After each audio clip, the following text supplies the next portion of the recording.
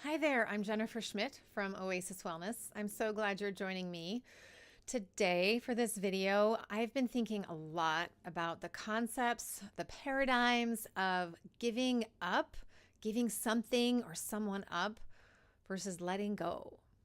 And it's very ironic because in setting up this video, I really wanted to make a Facebook Live and the universe was not going to let me have it. I couldn't get the exposure of the lights right. I couldn't get my phone to stay upright. It kept falling off the tripod. And I was like, oh my gosh, this is such a perfect example of having to let go of something. So when I think about giving something up or giving someone up, I think about pain. I feel pain, feel deprivation.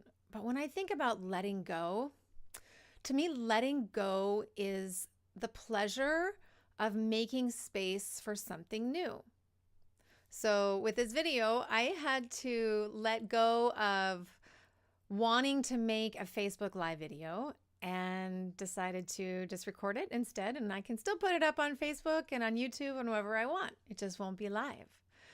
Because the thing is, when we give something up, we are attached to that outcome or that food or that person or whatever it is we're feeling attached to, and we feel like we have to give it up.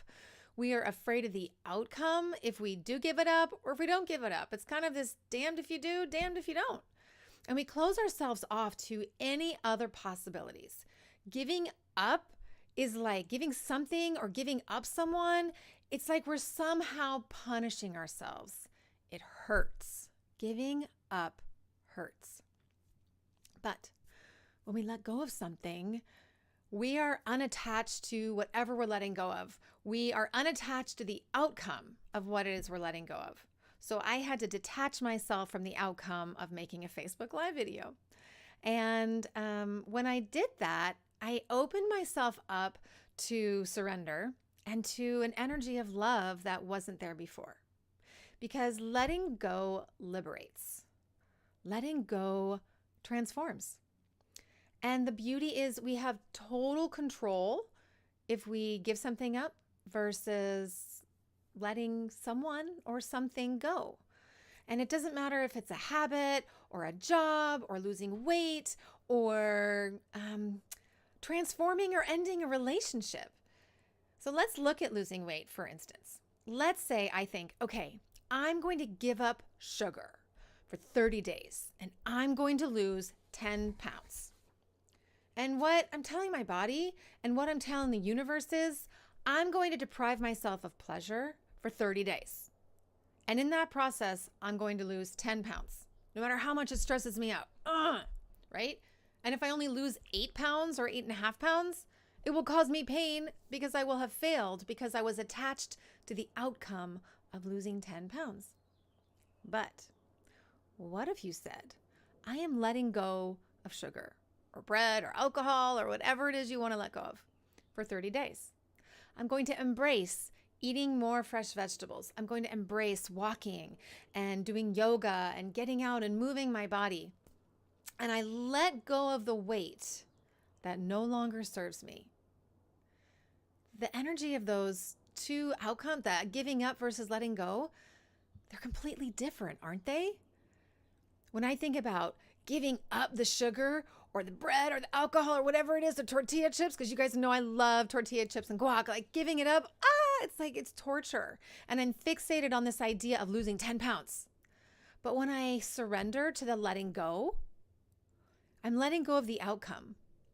If I lose 8 pounds or 5 pounds or 10 pounds or 20 pounds, I'm giving up in some ways. I'm giving up the outcome. I'm surrendering the outcome to a higher power. Because giving up something or someone, it makes the act personal. It's all about me. Giving up is all about me. I am causing me pain. I am depriving me of pleasure. I'm going to make me suffer for the outcome. Giving up is my ego getting in the way and being like, it's all about you, Jennifer. You fail. You do this. You do this. That feels so yucky inside. Letting go is also coming from the self. It's also coming from within, but from a place of self-love rather than masochism. It's like when I let go, like I said, I'm surrendering to this wiser, higher purpose and power. I'm letting go of my own ego, and I'm really standing in a place of power, ironically. So you can also use the concept of letting go to say yes to something you're afraid of, or to help you set a boundary and say no. Let's say that your friend invites you to a meditation class and you're feeling challenged by this meditation class. You're a little afraid. You're afraid you might fall asleep, you might snore, you might fart, like something horrible is going to happen. And you're thinking about that outcome.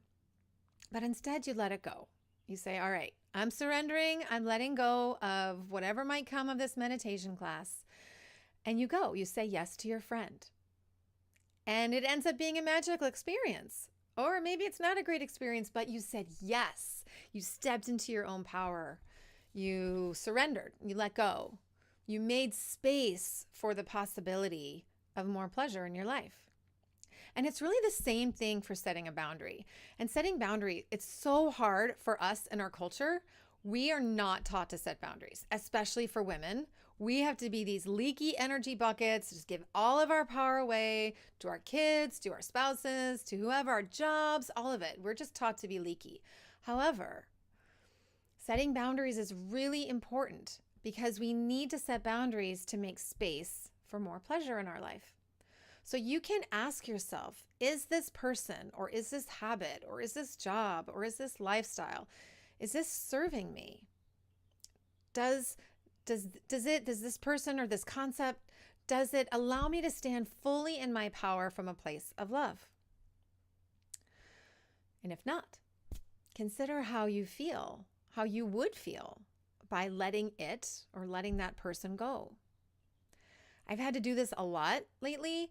Over the last few weeks, but also the last couple of years, I've had to set strong boundaries with people I care deeply about because ultimately that relationship wasn't serving me. And I either had to end the relationship or I had to transform the relationship and speak my piece. I've had to do it with my business. I've had to do it with my job. I have to do it with my kids sometimes. Being a parent is all about boundaries and setting boundaries, and also about letting go.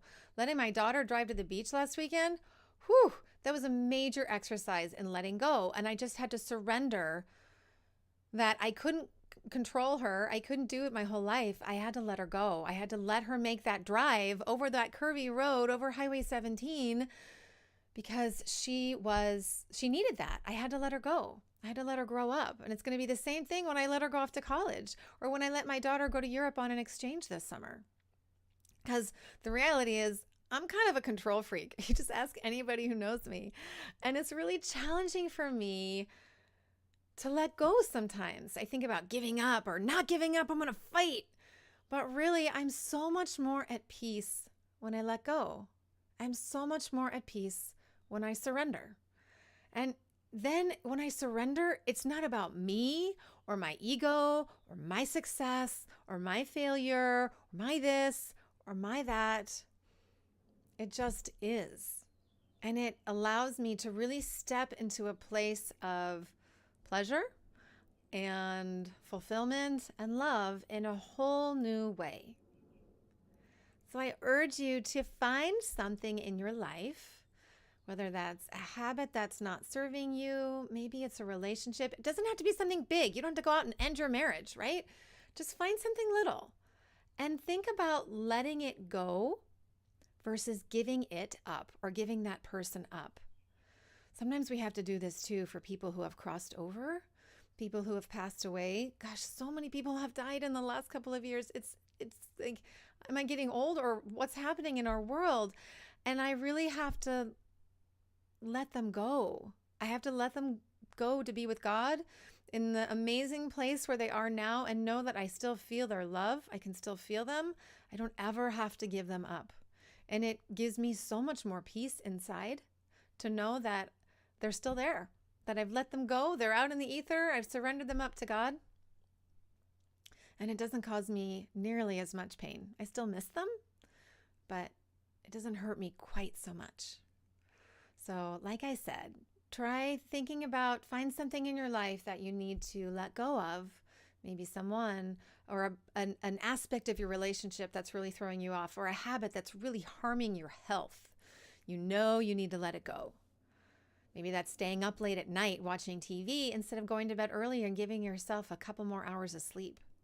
What would that look like if you let go of watching the late show and instead meditated for 10 minutes and went to bed? How would you be feeling the next day? Try it. So that's all I've got from here. I'd love it if you can put a comment. If you find this on Facebook, or on Instagram, you can put a comment underneath, and I would be happy to answer it if there's a question. Or you can always email me at jennifer@earthbasedmedicine.com. If you find this video on YouTube, you can put a comment on YouTube, and I'll look for those and answer them there. As always, you can find more videos like this, more blogs, more podcasts, more content at www.earthbasedmedicine.com.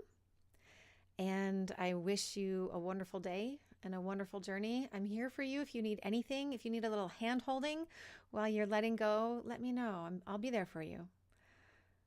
All right, my friends, I'll see you the next time.